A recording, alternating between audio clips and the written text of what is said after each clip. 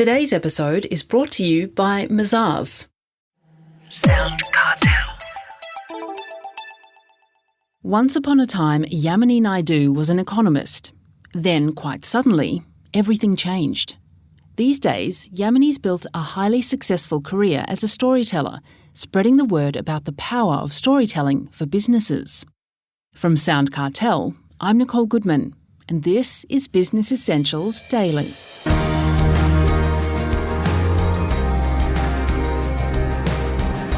Author of several books including Power Play, Game-Changing Influence Strategies for Leaders, Yamini says that influence is a powerful tool, but there's a light and dark side to it. She suggests that it's a bit like fire. You can burn down a village or just cook dinner with it. Yamini would like us all to focus on new ways of influencing people, in good ways, of course. But what does that really mean? And why do we need new influencing strategies now in the way we communicate?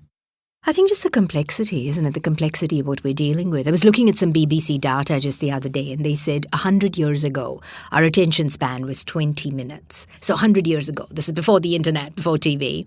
What do you think current attention spans are? They're down to 9 seconds. 9 seconds. And as soon as I read that, I just felt for business leaders, business owners, because I said never have we had more amounts of information to convey, and really complex information, and never have we had skinnier attention windows. But what was reassuring with the data was it said that 9-second attention windows apply only if you're dealing with, really dry facts and figures, information, data. But the minute you engage with emotion, so the minute you engage with, say, something like storytelling, you get a much bigger attention window. What's the difference between being influential on the one hand or being manipulative? Because you say, Yamini, that every day we face a choice between one or the other. I think every day we face a choice between influencing or not. So even people who say, oh, no, I don't do influence, you're then giving up your power. You're becoming powerless. So I think every day we have that opportunity to steer in the direction of good or not. And so often with business owners, the ethical decisions we make, the day-to-day decisions we make and how we deal with people, all of these can have an impact on whether we influence or we manipulate. Could you describe some influence strategies? Sure. I list about 10 in my book. So soft power. Traditionally, we've often had a military view of influence, the old command and control, which I called hard power in my book.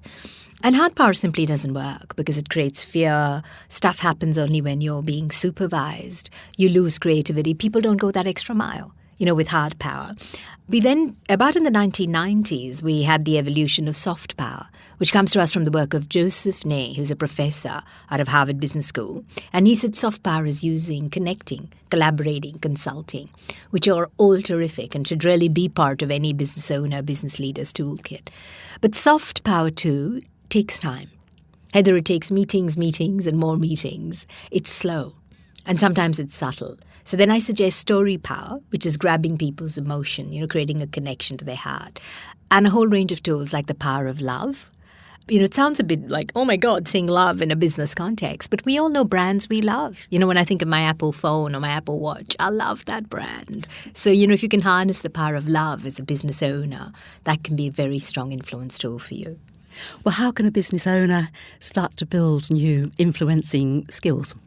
The first thing we've got to embrace is what I call a learning mindset. Influence is a skill. It can be taught and learned, and we can all get better at it. So my suggestion would be to start to try different strategies and see what works for you and what works for your audience, but also to continue to grow and to challenge ourselves. If you've always used hard power, it's time for a change. If you always use soft power, maybe you need to look at the power of humor or empathy power. So I think that's what sets Power Play apart. It doesn't advocate just one tool, but it advocates about 10 depending on your context. Well, in your book, you write about context and empathy.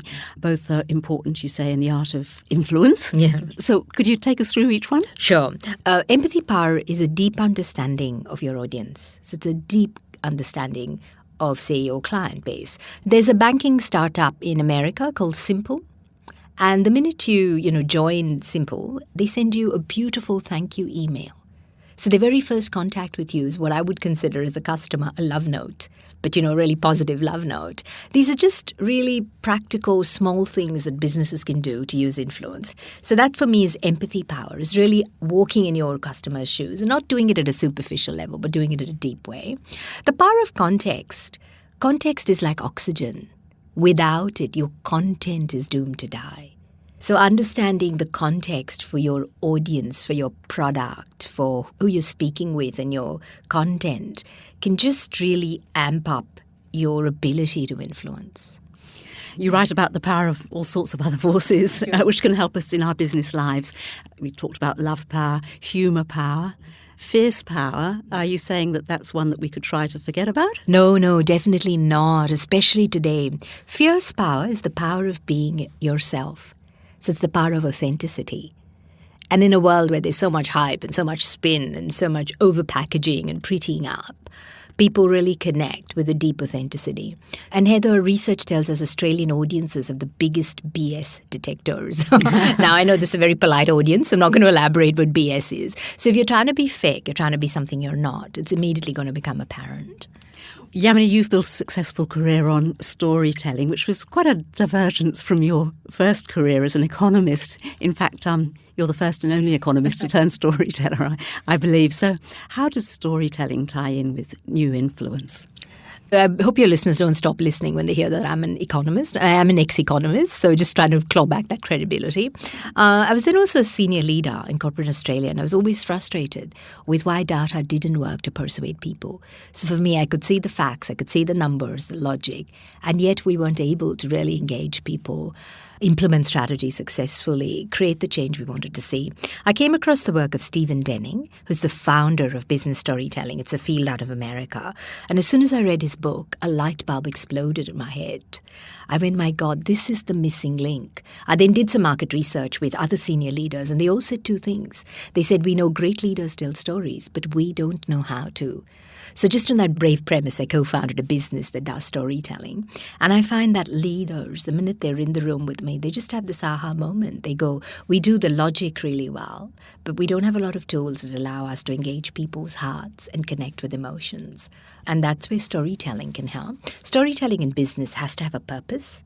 So it's very different to storytelling in the pub. It also has to be authentic. So this is, again, that authenticity. So your stories have to be true. And your stories have to support the data. So data, I find the data has the facts, the numbers and the figures. They're great to engage people's head, but not to engage people's hearts. So together the two create a complete picture.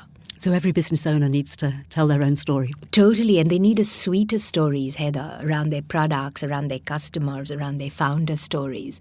They need a suite, a library of stories should be the idea that we embrace. So in addition to everything you do, so don't have a binary view of this. You still need, product brochures, your digitization, your information on your internet. But in addition, we need stories. That's the richness. That's the heart piece. That is what people will remember, engage, and retell. That's what they'll share with their friends and family. That was Yamini Naidu, professional storyteller and author of Power Play, Game-Changing Influence Strategies for Leaders.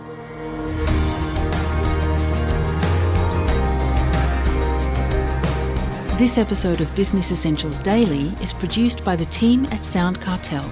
Thanks for listening. I'm Nicole Goodman. We'll bring you more Be Daily tomorrow. Follow at BE Daily Podcast across social media and head to bedaily.com.au for more from the Business Essentials Daily podcast. SoundCartel. This episode was brought to you by Mazars. To find out more, visit mazars.com.au. That's mazars.com.au.